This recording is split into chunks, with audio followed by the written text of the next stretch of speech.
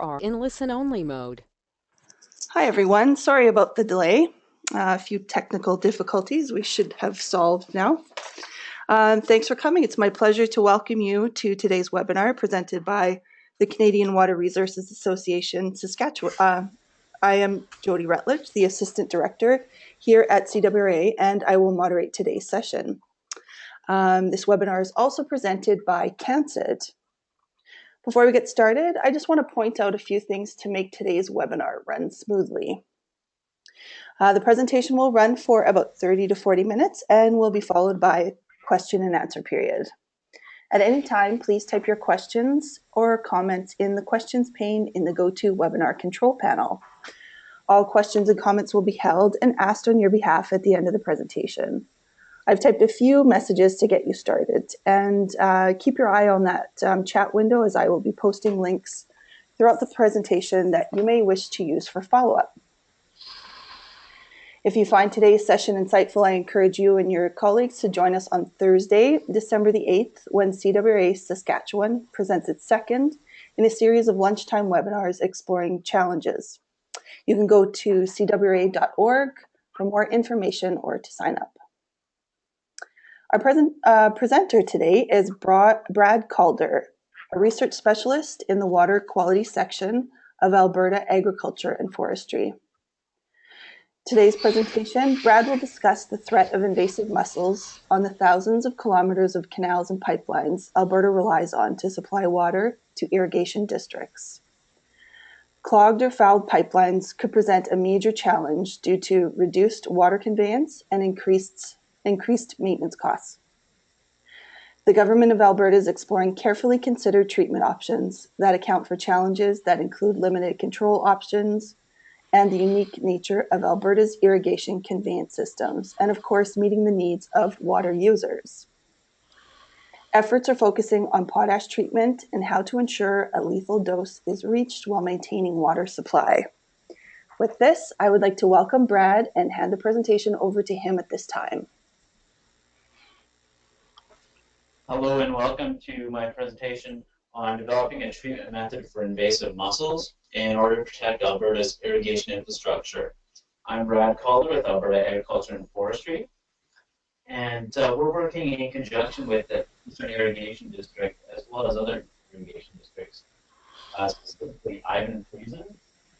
And I'd also like to acknowledge our research team at Alberta Agriculture and Forestry, Andrea Kalistruck, Barry Olson, Nicole Seitz-Vermeer, Ki Au, and Roy Healy.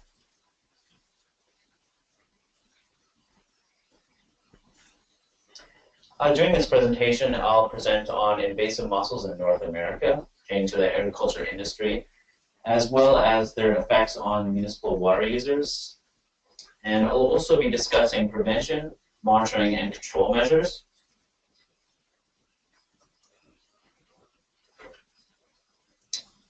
And I'll also be covering our potash research, specifically the pipeline and small plot study, as well as future work. Now, the invasive mussels consist of the quagga mussel and zebra mussel. Now, the quagga mussel and zebra mussel are quite similar in size. However, the quagga mussels have a more rounded shape with dark concentric rings, while the zebra mussels have a triangular shape with black, brown, and white markings. Now, the zebra mussels have this distinct byssal groove, which is evident in the photo there, as well as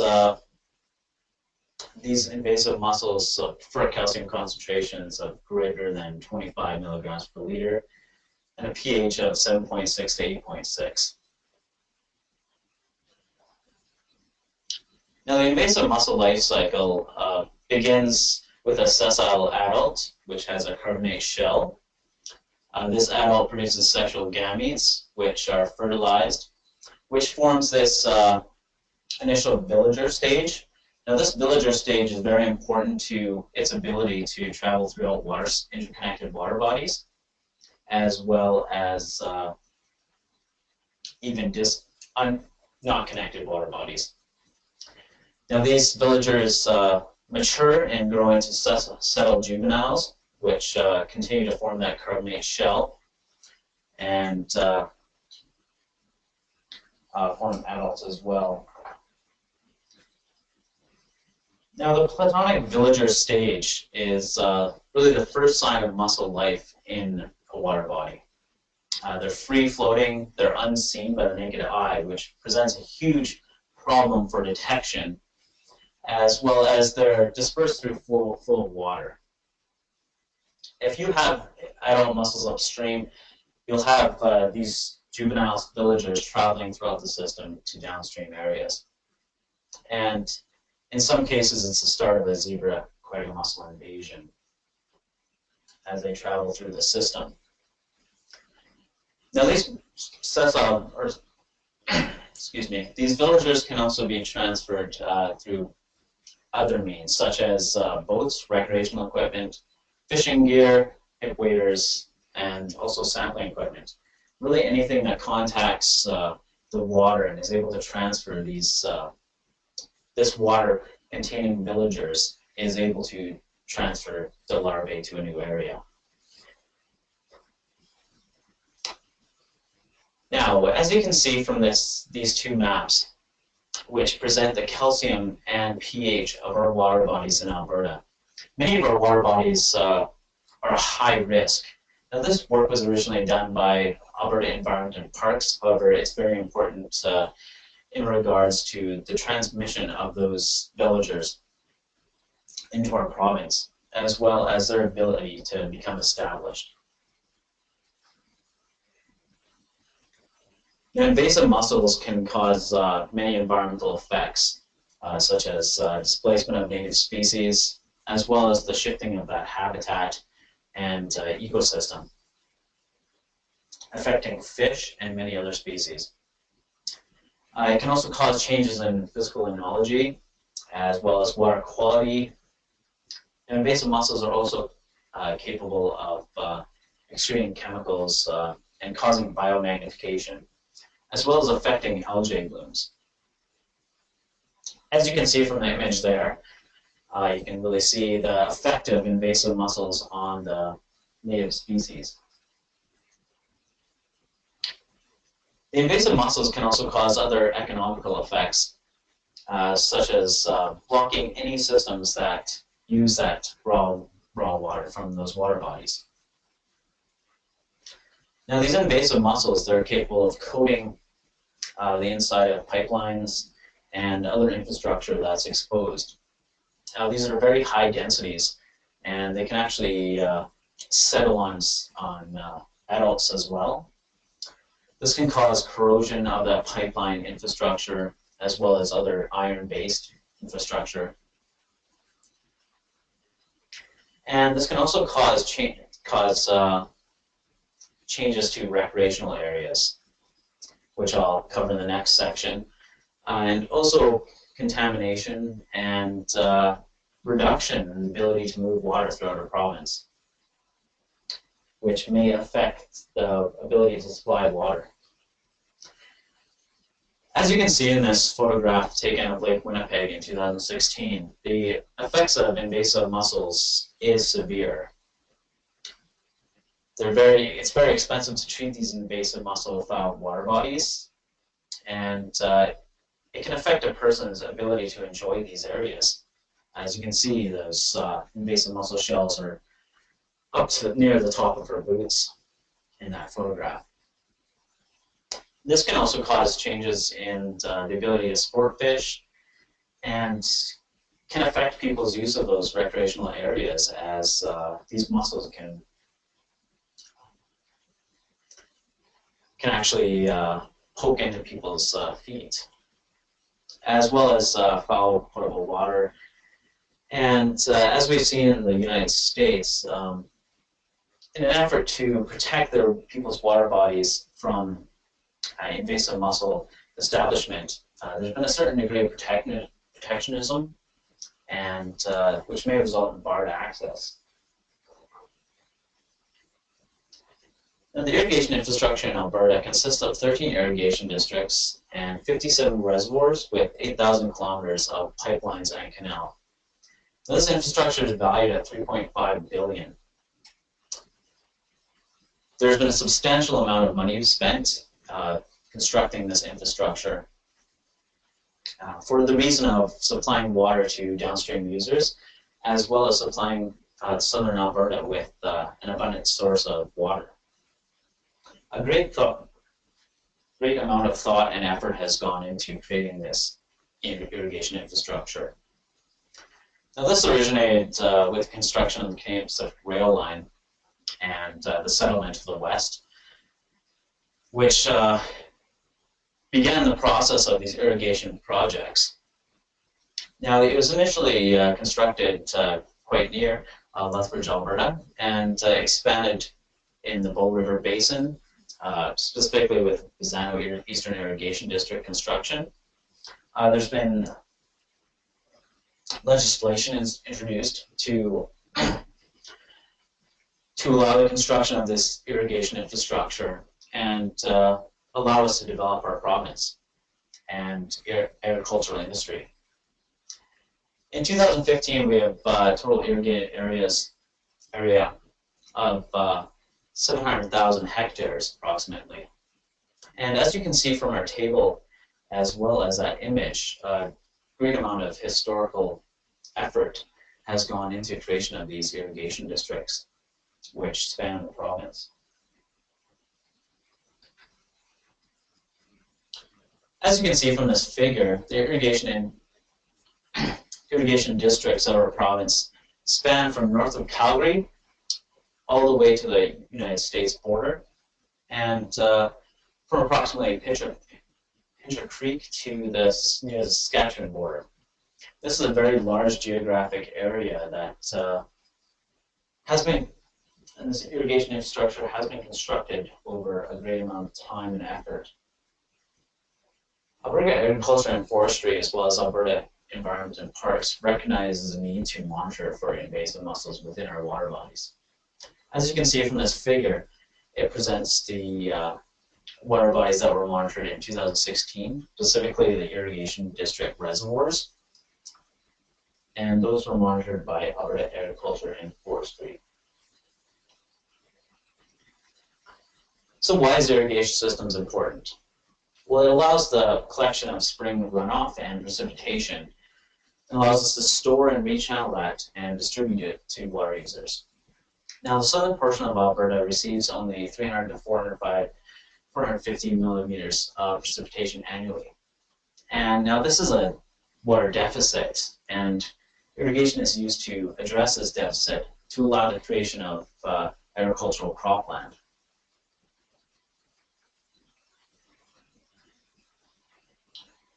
Now, the current irrigation systems of Alberta consist of reservoirs, canals, water pipelines, as well as user-owned pumps, sprinkler systems, and irrigation pivots. Now, as you can see from the schematic, the irrigation district reservoirs are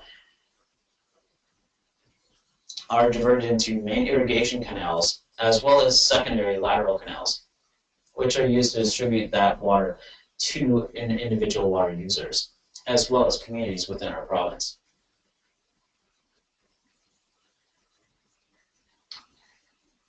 Now, the irrigation district reservoirs, which have been deemed high risk in 2016, are shown in this slide. Now, this ranges from Milk River Reservoir to Rolling Hills to Stafford Reservoir. Now, these are located and distributed across our province, which shows the need to monitor as well as address possible implications for invasive mussels becoming situated. Now, the irrigation districts and supply water to agricultural users, which support the development of jobs as well as contribute substantially to provincial gross domestic product of $3.6 billion, as well as contributes a great deal of 20% to the agri-food sector GDP. Now, this is done on a very small area relative to the size of the province. It's very important that we keep these water systems in place and functioning to ensure long-term prosperity of our province. As I mentioned before, the irrigation districts and irrigated cropland cover a very large geographic area. Now, these are used to service livestock operations, in addition to wetlands, wildlife, provide water to wildlife, as well as parks and recreational facilities and communities. A great number of water users use these systems as a source of water, including communities within our province. Now, these communities span our province from Cardston to Nobleford to Foremost to Strathmore to Bizano. These communities depend on this as a source of water, as well as tourism and other industries. There's many tourist water bodies that depend on these irrigation systems for a source of water, as well as camping sites, fishing, and golf courses.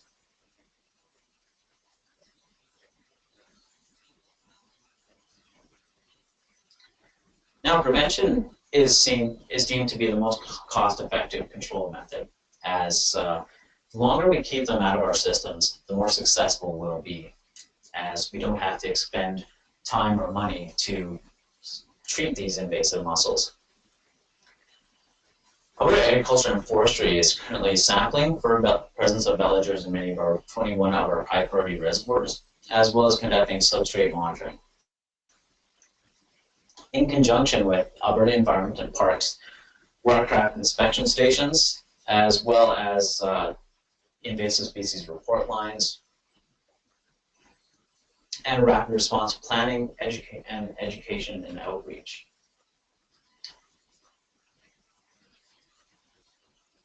Now, prevention consists of monitoring and inspections, as well as response, policy and legislation, and education. Now, that really comes together to form our provincial Alberta Invasive Species Prevention Program.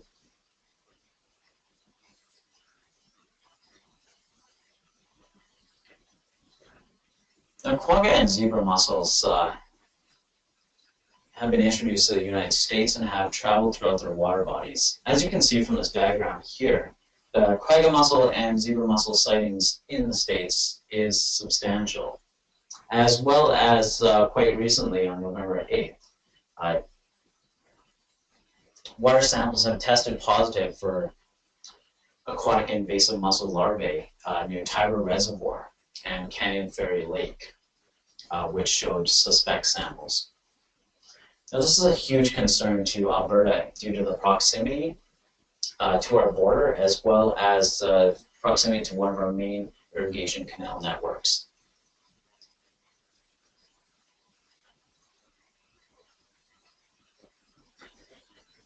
So, as I said before, prevention is our best control method. Alberta Environment and Parks is currently conducting boat inspection stations to monitor for the presence of invasive mussels at our borders, as well as near the main transportation routes of recreational water users.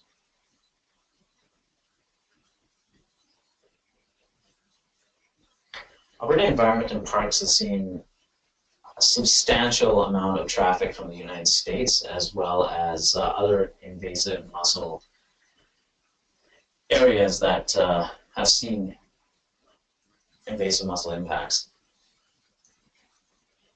Now, this figure here really shows an area in which we see recreational water users coming into our province, and the amount of recreational water users. So it's shown to be very important that we conduct these inspection sites within our province.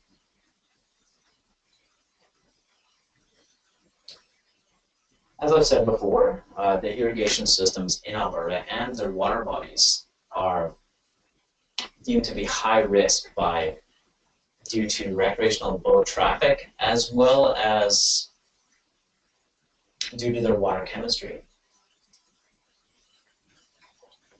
This figure here shows the commonly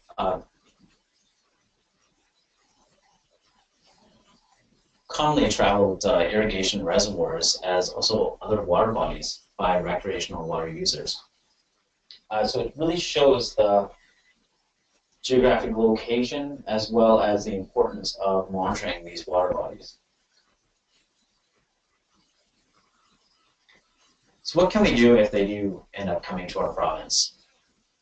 In other areas and other industries have used thermal or vibration treatments, coatings, as well as pipeline pigging and desiccation of that any water use infrastructure.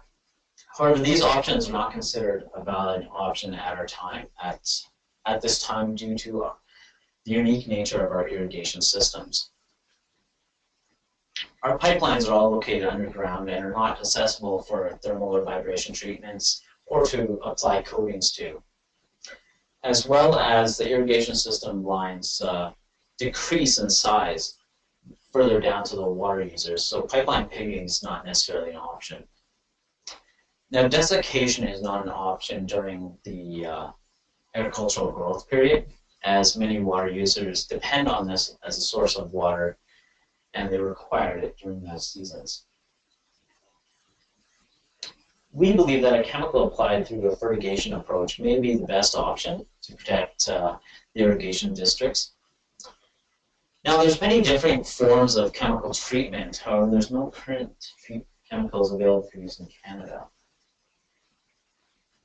These chemical treatments range from oxidizing chemicals such as chlorines or ozones or peroxides to non-oxidizing chemicals such as commercial molluscicides, the use of biobullets, and pH adjustment. However, these are not chemicals registered for use in Canada. I'd also like to note that invasive mussels are also capable of essentially clamming up, and which renders the chemicals added to the system not as effective.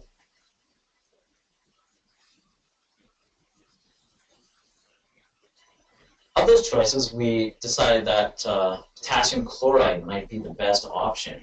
And this is through the use of potash. Now, potash is a natural occurring chemical. It's essential for plant and human functions. It is available locally, adjacent to us, the mine of Saskatchewan. It's relatively easily purchased, and it's historically been used as an agricultural fertilizer.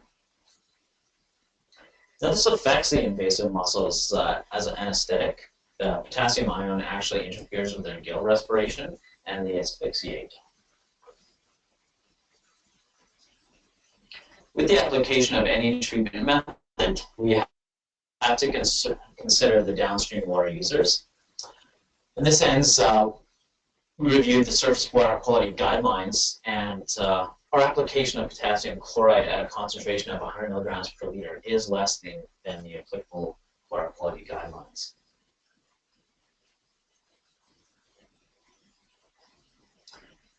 The objectives of our potash treatment method research are to develop and test potash preparation methods and pipeline injection equipment. Now, this is a logistical analysis of our ability to mix that into solution and to deliver it into these irrigation networks at a concentration of 100 milligrams per liter. And we'd also like to document and assess the irrigation of potash-treated water on soil and crop health, and confirm the economic costs and considerations with applying the treatment. Which leads us into our research objectives. In our pipeline field study, we injected potassium chloride solution into an irrigation pipeline. Now that was at the target concentration of 100 milligrams per liter for a time period of 48 hours. We also conducted a small plot study to evaluate the effects of soil chemistry on crop quality and crop health by the addition of that potassium chloride treatment. And I must add that no live mussels were used in our research program. as we did not want to bring them into the province. Now, preparing the potassium chloride solution was done by mixing potash fertilizer with potable water at a rate of 0.3 kilograms per liter. Now, that was mixed in a mixing tank using a circulatory trash pump and allowed to settle for a period of 2 weeks. Following that settling time, the clear solution was removed from the tank and into a secondary storage tank, which was used as an intermediately mandatory storage.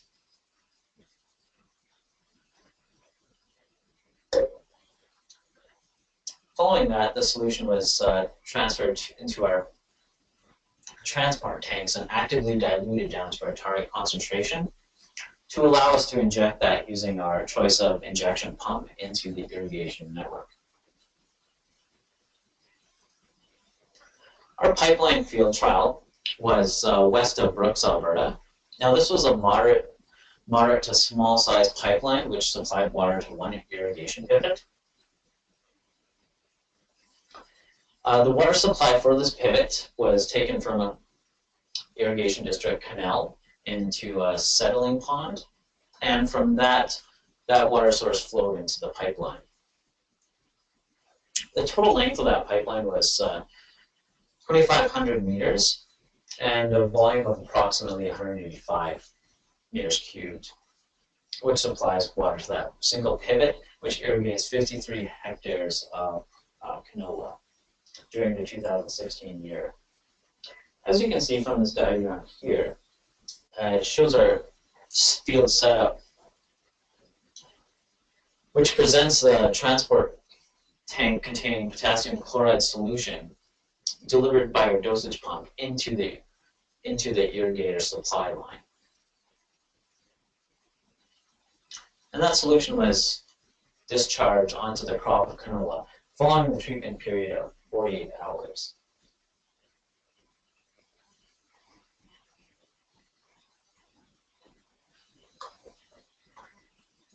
This animation here better shows the irrigation district setup. Now, there's a single canal which is transferred into the settling pond. Now, that settling pond provides water to the irrigation district pipeline, which is approximately 2.5 kilometers long. That water in that pipeline is used to irrigate a quarter section with one irrigation pivot.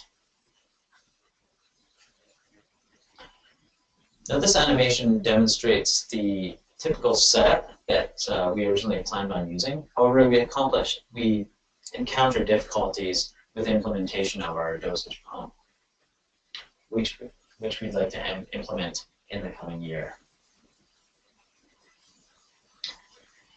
As you can see from this diagram, we're going to be using this larger transport tank, providing that potassium chloride solution to that dosage pump.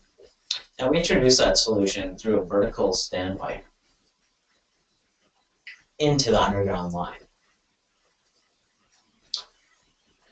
Now, we have to deliver that at a certain concentration and at a certain rate to allow it to form this concentration of 100 milligrams per liter within the pipeline, thereby using a flow meter to adequately measure the flow of water coming into that pipeline to ensure our injection rate was adequate.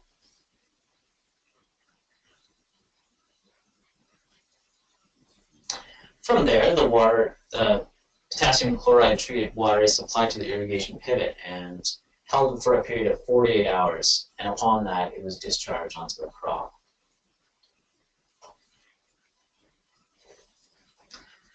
Now, the injection of that potassium chloride solution was done using that stock solution of 112,000 milligrams per liter potassium ion at a rate of 3.11 liters per minute, and 345 liters were injected into the system. These photographs here better show our setup at the time of injection. Now those yellow tanks are used in the event of any spills occur. And our dosage pump and transport tank is shown in the figure as well. Now the pipeline flow to that irrigated pivot is approximately 3,500 liters per minute to that single pivot. While we are conducting the injection, we monitor the water samples from 4 locations within that pipeline and pivot to ensure that we deliver the target concentration at 100 milligrams per liter. Those are monitored every 15 minutes.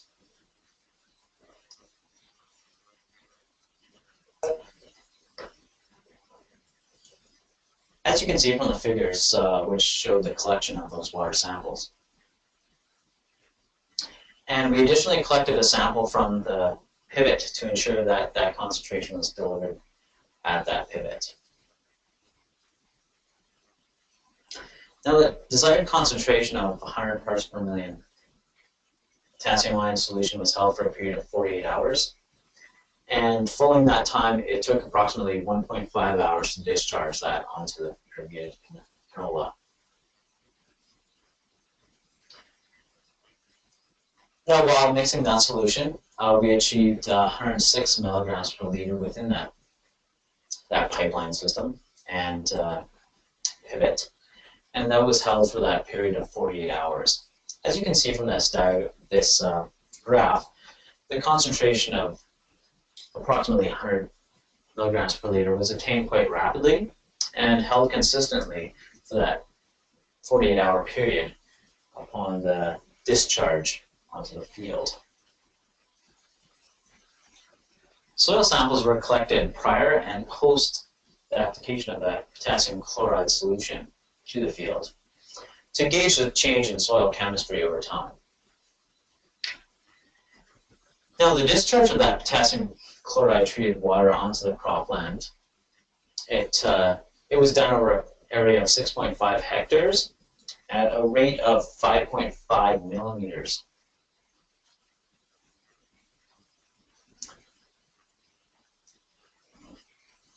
And soil samples were collected prior and post, and these graphs here show the concentration of potassium, chloride, and electrical conductivity in the soil following that, following the soil sampling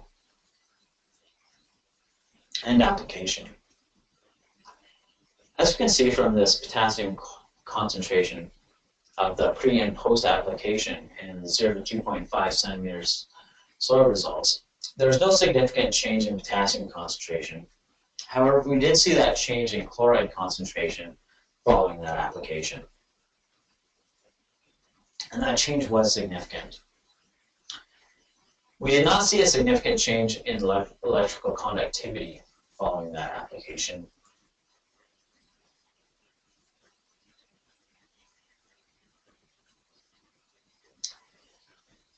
For the 0 to 15 centimeter soil depth, we did not see any significant change in potassium concentration, or chloride concentration, or electrical conductivity.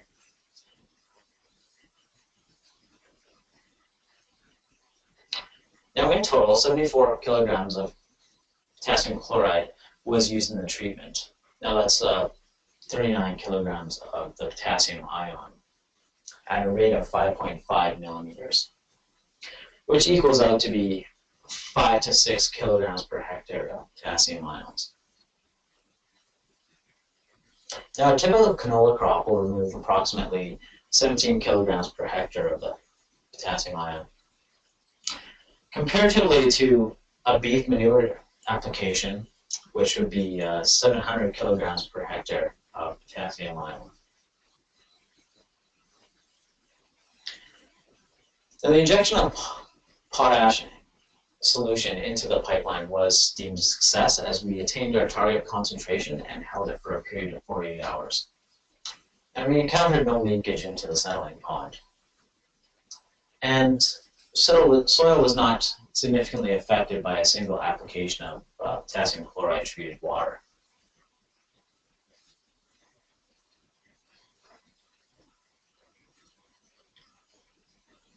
Which leads us into our small plot study, which consisted of 12 plots.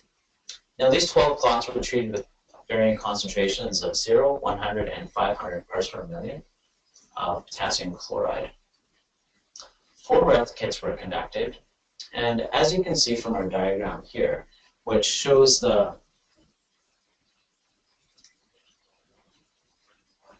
treatment plots within our, and replicates within our treatment plot. Now this was done at the Lethbridge Research Station near Lethbridge, Alberta, and it took approximately 7 hours per treatment, which is a rotation of the pivot.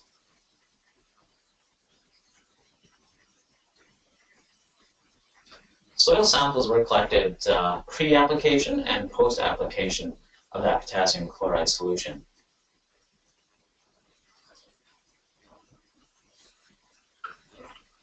And soil samples consisted of a soil sample of 2.5 centimeter depth, and also core samples were taken in proximity within that soil microplot.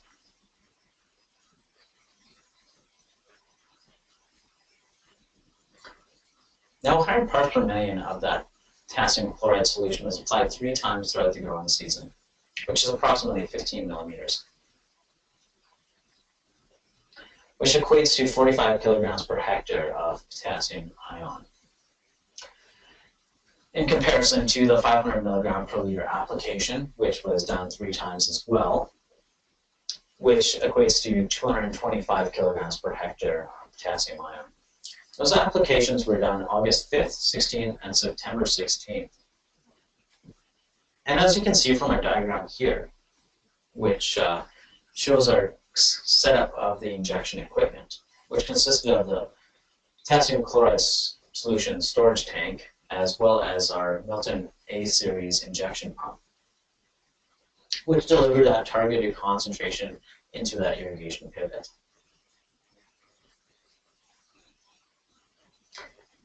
Soil samples were done prior and post the application events.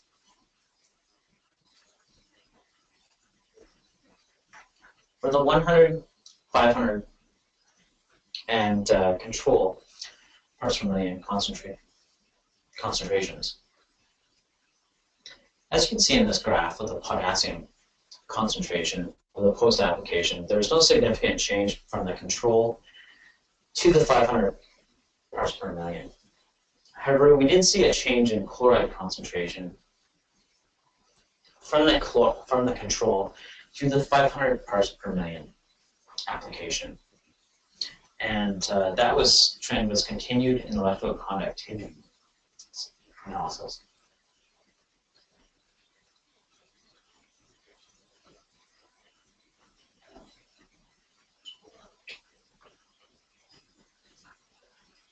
Of the 0 to 15 soil samples, we did not see any significant change in potassium concentration. However, we did see that significant change in chloride concentration and electroconductivity, which shows the mobility of chloride ions throughout the soil profile. In the 15 to 30 centimeter depths, we did not see any significant change in the potassium concentration or the electroconductivity. However, we did see that significant change in chloride concentration.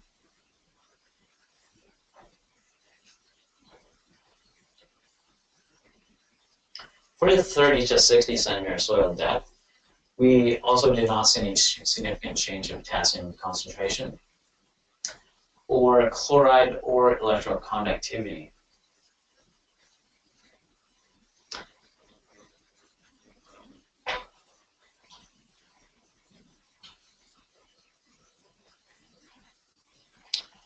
In conclusion, we were very successful at injecting that potassium chloride solution at the targeted concentration of 100 milligrams per liter and holding it for a period of 48 hours, thus replicating treatment for invasive mussels. And we did see that significant difference in chloride concentration within the 0 to 2.5 centimeter soil depth following that discharge of that solution onto the agricultural cropland. For the small plot study, we did not see any significant difference in potassium concentration within the soil profile. However, we did see that significant difference in chloride concentration. For the 0 to 2.5 centimeter soil depth, 0 to 15, and 15 to 30 centimeter soil depths for that 500 parts per million application.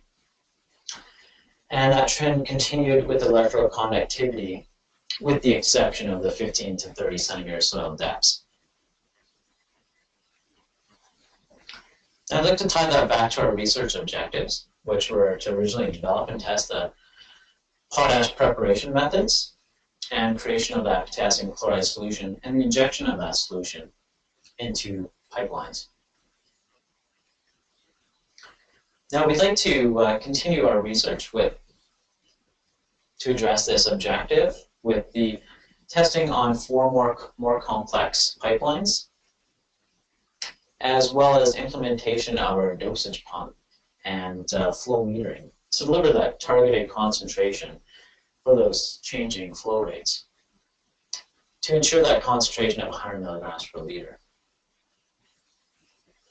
And we'd also like to continue towards our objective of documenting and assessing the irrigation of that potassium chloride solution onto soil and crops with analysis of soil chemistry as well as crop quality for a pipeline field trial, as well as our small plot study, which we will continue in 2017. In 2017, we'd also like to address our agronomic crop quality and crop health parameters, as well as continue to evaluate soil chemistry.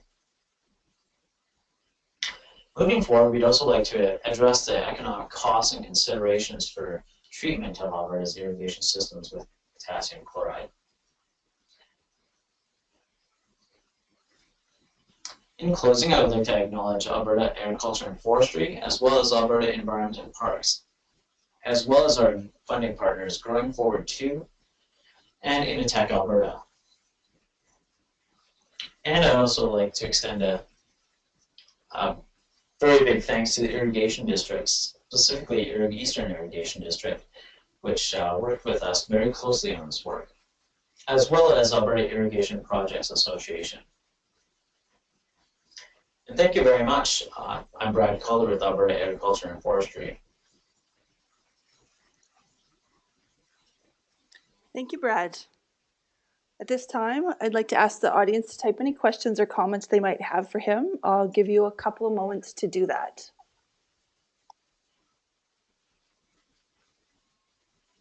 To receive future notices for upcoming events, please go to cwra.org or sign up for our newsletter, or better yet, become a member and get discounted rates for conferences and workshops and online events like this one.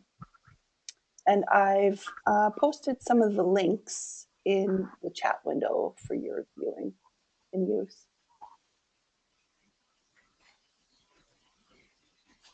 Thank you, Brad. While we're waiting for people to type some questions, maybe you could talk a little bit more about your future work in 2017.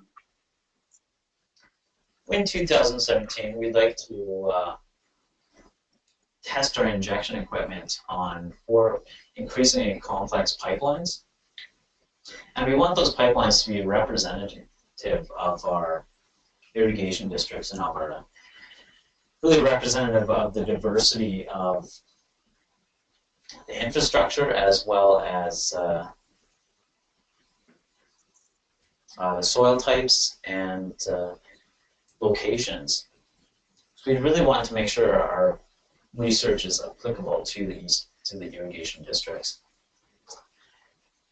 Now we'd like to do that through testing larger pipelines as well as more complex systems to ensure that we deliver that targeted concentration of 100 milligrams per liter for that target time period of 48 hours.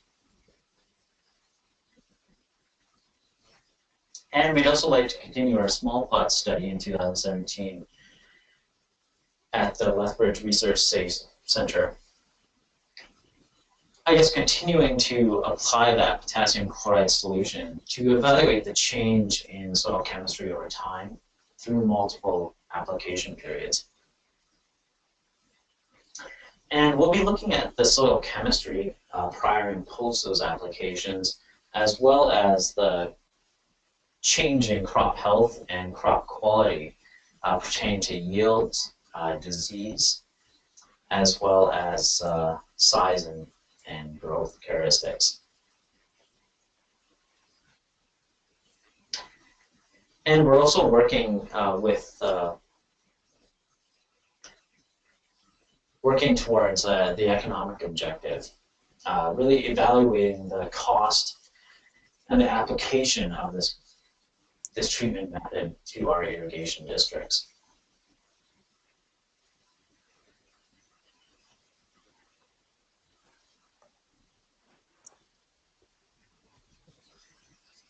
Great. Well, thank you. It looks like your presentation was very comprehensive. We don't have any questions for you to answer, so that's fantastic. Just to let everybody know and say thank you again for holding on while we had those few technical difficulties in the beginning. I'd like to thank Brad again for presenting this useful information today. And please, everyone in the audience, sign up for our newsletter, and you can get the link to the recorded version of this in the coming days. Thank you very much, and have a good day, everybody. Bye-bye. Thank you. Thanks, Brad. Bye all.